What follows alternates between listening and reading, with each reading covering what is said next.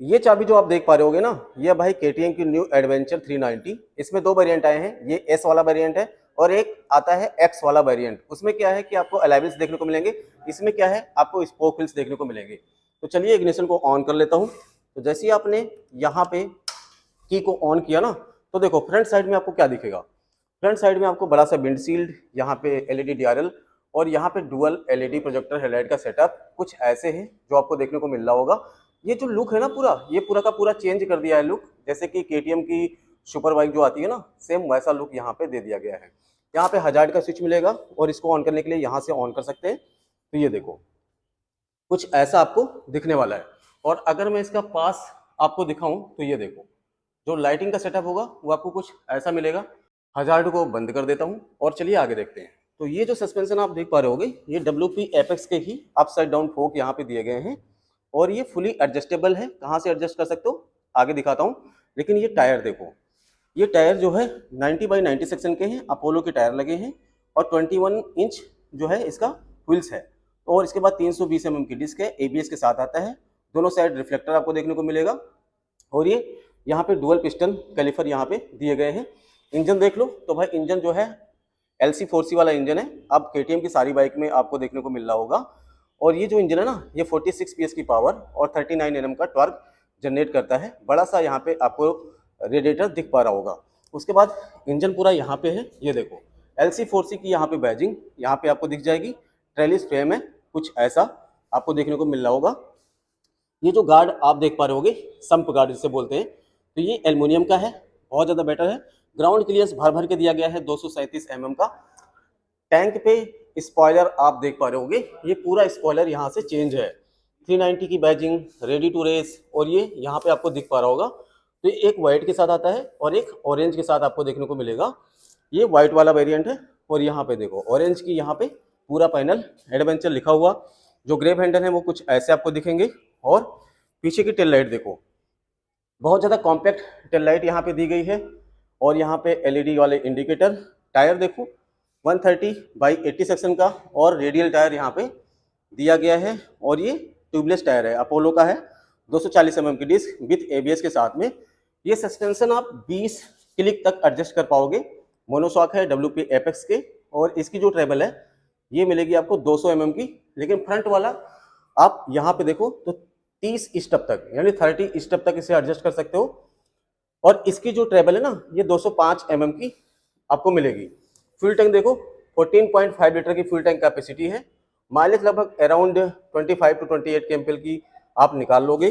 Seat बहुत बड़ी seat यहाँ पे दी गई है, कुछ ऐसी, ये देखो। और जो सीट है ना इस वाले वेरिएंट में, एस वाले वेरिएंट में 830 mm की यानी 830 mm का सीट यहाँ पे आपको देखने को मिलेगा। हैंडल बार देखो तो कुछ ऐसा आपको दिखाई देगा। हैंडल बार में क्या है कि यहाँ पे एडजस्टेबल लीवर एंड एडजस्टेबल जो है ब्रेक यहाँ पे दिए गए हैं, तो अपने अकॉर्डिंग आप जो है इसे एडजस्ट कर सकते हो। ये पास वाला हजार्ड और ये क्रूज कंट्रोल। ये जो क्रूज कंट्रोल आप देख पा रहे होगे एक्चुअल में, ये आप जब एक पार्टिकुलर स्पीड आप लगा देते हो ना, तो यहाँ से आप प्लस कर सकते हो, यानी स्पीड को यहाँ से बढ़ा सकते हो। और यहाँ पे देखो माइनस लिखा होगा, है ना, ये देखो, तो यहाँ से आप मतलब स्पीड को घटा सकते हो। उसके बाद यहाँ पे आपका इंजन की किल स्विच, स्टार्ट का बटन, इंस्ट्रूमेंट कंसोल के सारे फीचर्स को ऑपरेट करने के लिए यहाँ पे बटन दिए गए हैं। जो हॉर्न, ठीक है ना, यहाँ पे इंडिकेटर और इंस्ट्रूमेंट कंसोल देखो, तो ये TFT इंस्ट्रूमेंट कंसोल है। ये आपको डूक 250 में भी देखने को मिला था। अब देखो यहाँ पे क्या है कि ट्रैक्शन कंट्रोल, रियर ABS को आप अभी ऑफ है ना, तो ये ऐसे कट के आ रहा है, बाकी ABS है। तो ये सारी चीज़ें आपको बता देगा। 6 गियर आते हैं बाइक में टोटल। और चलिए इसको कैसे कंट्रोल करना है वो देखते हैं।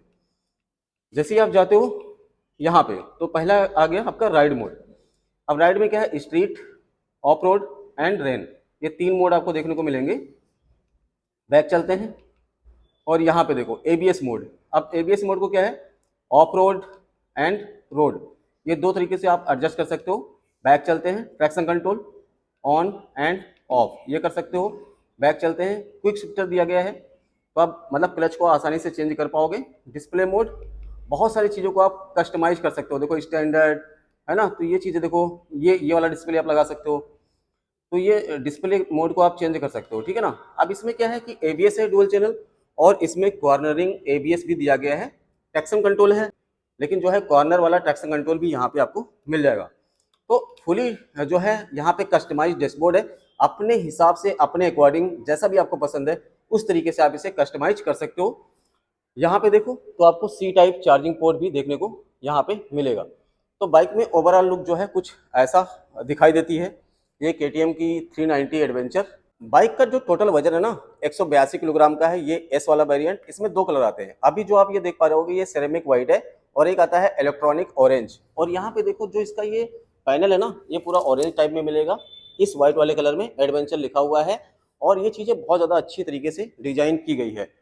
अब बाइक के प्राइस के बारे में जान लेते हैं कि भाई इसका प्राइस क्या होने वाला है, क्योंकि मेन फैक्टर करता है इसका प्राइस। तो ये वाला वेरिएंट 390S आपको मिलेगा एक्स शोरूम दिल्ली में 3,68,230 रुपीज का। ऑन रोड मिलेगा 4,26,887 रुपीज का, यानी मोटे मोटे तौर पे कहें तो 4,27,000 में ये बाइक आपको अवेलेबल होगी। 390S में आपको अब यहाँ पे अंडर बैली एग्जॉस्ट देखने को मिलेगा। साउंड कैसे करता है, सबसे पहले साउंड सुनते हैं।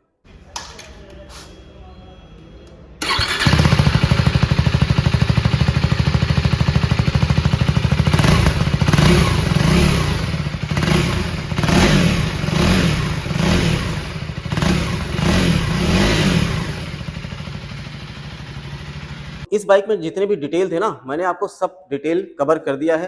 कैसा लग रहा है आपको बाइक, कमेंट सेक्शन में जरूर बताना। अच्छा लगा हो वीडियो लाइक करना, चैनल पे नए हो सब्सक्राइब भी कर लेना, क्योंकि मैं आपके लिए ऐसे कंटेंट लेके आता रहता हूँ। Thanks for watching.